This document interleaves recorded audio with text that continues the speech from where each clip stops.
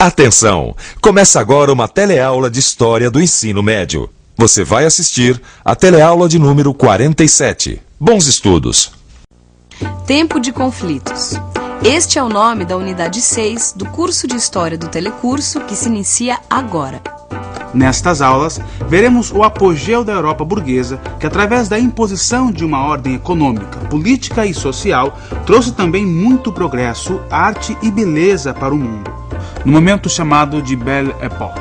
Entretanto, este mesmo momento carregou o nacionalismo exacerbado e a corrida neocolonial empreendida pelas potências, que acabou resultando na tragédia das guerras mundiais. Vamos ver que entre os trabalhadores excluídos desse progresso, firmaram-se as ideologias que contestavam a ordem liberal burguesa e que a Revolução Russa marcou a tentativa de construção de uma sociedade igualitária pela via do socialismo. No Brasil, alterava-se a ordem política sem mudar de fato a ordem social e econômica. No entanto, os acontecimentos na Europa provocaram reações de parte da intelectualidade brasileira, que buscou nas artes a expressão de uma nova identidade nacional, menos eurocêntrica.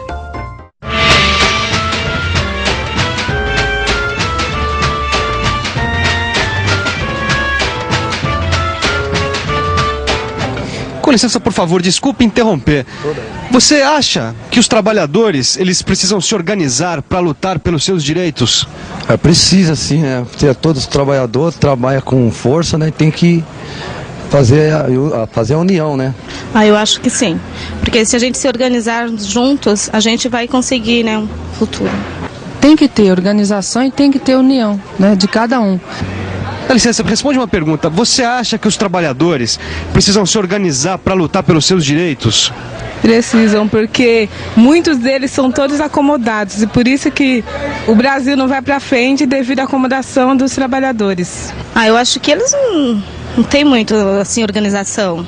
Acho que para lutar pelos seus direitos. Mas me diz uma coisa, você acha que os trabalhadores, eles se organizam há mais de 100 anos ou há menos de 100 anos? Mais de 100 anos. Olha, há mais de 100 anos, viu? Se você quer conhecer melhor a história da organização dos trabalhadores, você não pode perder a teleaula de hoje. Hoje a gente vai ver que a história da organização da classe trabalhadora começou no século XIX. A gente vai acompanhar os acontecimentos mais importantes de uma época que ficou marcada pelo domínio da Europa sobre o resto do mundo. Vamos entender por que o movimento operário e as ideias socialistas ganharam força no mesmo momento em que a burguesia europeia consolidava seus valores e seu modo de vida.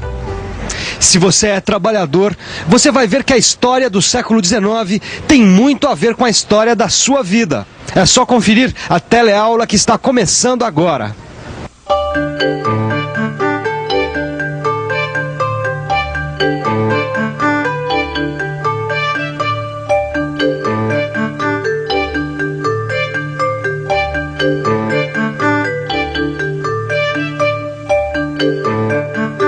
No século XIX, a ciência e o progresso eram um símbolo de uma época que revolucionou o mundo com suas máquinas, suas ferrovias e seus telégrafos. Os burgueses, aqueles ativos e bem-sucedidos homens de negócio, se transformaram no padrão de respeitabilidade, de civilização. Entre 1890 e 1914, um período que ficou conhecido como Belle Époque, o estilo de vida da burguesia francesa virou um modelo de comportamento imitado pelos burgueses de todo o mundo. No fim do século XIX, a Europa era praticamente dona do mundo. Um mundo que estava dividido mais ou menos assim. O mundo burguês, que era considerado a verdadeira civilização. O mundo do proletariado, ou seja, a classe trabalhadora. E o mundo colonial, quer dizer, as colônias dos países europeus no resto do mundo. Para os burgueses europeus do século XIX, o mundo parecia perfeito. Do ponto de vista deles, todas as coisas estavam no seu devido lugar. E a paz estava garantida. Uma ilusão que veio por água abaixo logo nos primeiros anos do século XX. Em 1914, estoura a Primeira Guerra Mundial. E a Europa descobre do jeito mais duro que a paz burguesa não passa mesmo de uma ilusão. Pouco tempo depois, as teorias comunistas se tornaram realidade com a Revolução Russa, de 1917. A Revolução Russa aconteceu no século XX, Mas durante todo o século XIX, os trabalhadores lutaram contra as condições de vida que eram resultado da Revolução Industrial. E já no fim do século, os trabalhadores fundaram partidos operários que mudaram a vida dos povos. Mas não vá pensar que os trabalhadores eram completamente unidos. Já naquela época havia muitas diferenças de ideias e de pensamentos dentro dos movimentos de trabalhadores. Mas é claro que nenhuma dessas ideias agradava aos burgueses da época.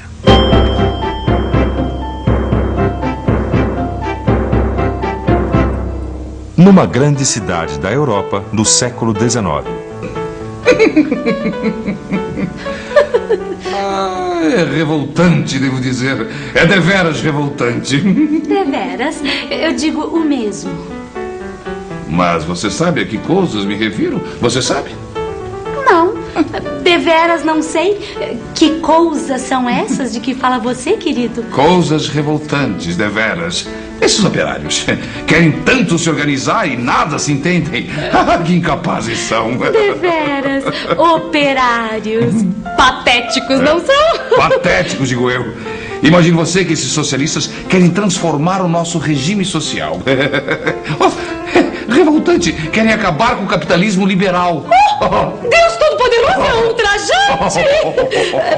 Como querem fazer coisa tão repugnante esses socialistas? É aí, minha cara, que não se entende esses socialistas. Porque há os que são adeptos do chamado socialismo revolucionário. Marxistas também são chamados, porque são seguidores das ideias de um tal de Karl Marx. Pensador perigoso, deveras. Perigoso, disse você? Perigoso, disse, deveras. E por que razão, querido? Bem, pela simples razão de que esses marxistas pregam a luta de classes para implantar a ditadura do proletariado. É ultrajante! Ultrajante, deveras. E digo mais, revoltante. Deveras. E há ainda esses outros socialistas, os que defendem o socialismo democrático. Esses pregam a propriedade coletiva dos meios de produção. Rejeitam, entretanto, a ação revolucionária. Querem tomar o poder pelo voto. Mais civilizados esses socialistas democráticos, digo eu. Civilizados. Imagine ter esse tipo de pessoas no poder. Valha-me Deus. Valha-me Deus, deveras. Deveras. A razão, porém, tem você numa coisa. Esse Marx é realmente o pior. Imagine você que ele quer promover reuniões internacionais de socialistas. É patético. Patético. Isso não vai acontecer nunca. Nunca. 1864. A primeira Internacional Operária se reúne na cidade de Londres, na Inglaterra. Karl Marx, o filósofo da luta de classes, participa da reunião junto com sindicalistas, líderes operários e intelectuais dos principais centros europeus. 1876. A Internacional se dissolve por causa das disputas entre socialistas e anarquistas que pregam a ausência de governo e a luta contra qualquer tipo de organização estatal. 1889. A Segunda Internacional Socialista se reúne na França. Seus membros são, na maioria, socialistas democráticos. 1914. Começa na Europa a Primeira Guerra Mundial. Os socialistas abandonam o internacionalismo e se dedicam a defender seus países na guerra. Os comunistas chamam os socialistas democráticos de traidores do movimento trabalhista. 1919.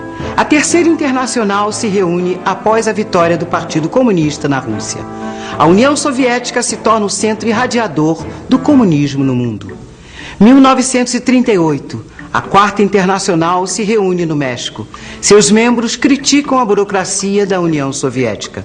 2 anos depois, a Segunda Guerra interrompe o movimento. Você está vendo que a história da organização dos trabalhadores vem de longe. Desde o século XIX, os trabalhadores se organizam e protestam por melhores condições de trabalho. Mas será que protestar adianta alguma coisa? Você acha que adianta alguma coisa protestar? Acho que protestar não, tem que agir.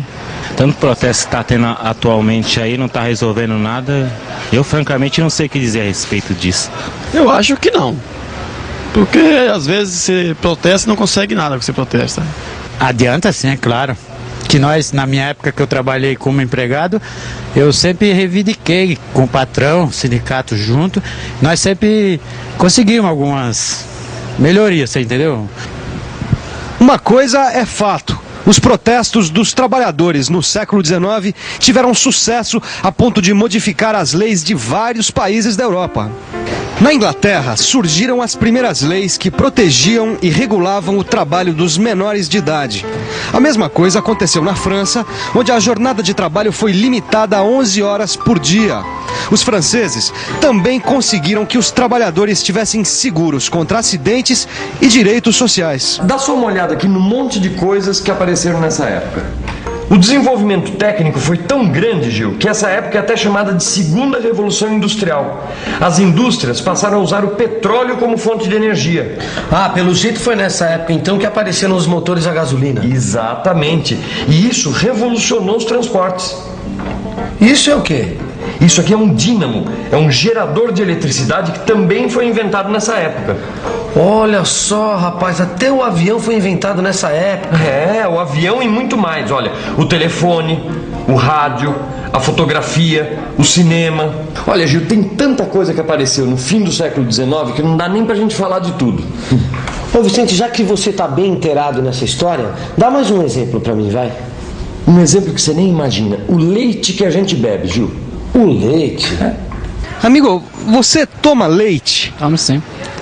E onde é que você consegue o leite? Você tem uma vaca no quintal? Não, compra no mercado, né, o leite, né?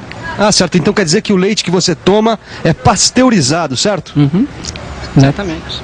Muito obrigado. Pois é, a pasteurização é um processo pelo qual passam vários alimentos que a gente consome. Você sabe de onde vem esse nome? O nome pasteurização vem do sobrenome do cientista francês Louis Pasteur. Foi ele que inventou no século XIX o processo que elimina as bactérias de alimentos como o leite que a gente consome nos dias de hoje. Pois é, até nos pequenos detalhes, como por exemplo no caso do leite, a vida que a gente leva hoje tem muito a ver com o estilo de vida que se levava no fim do século XIX e no começo do século XX.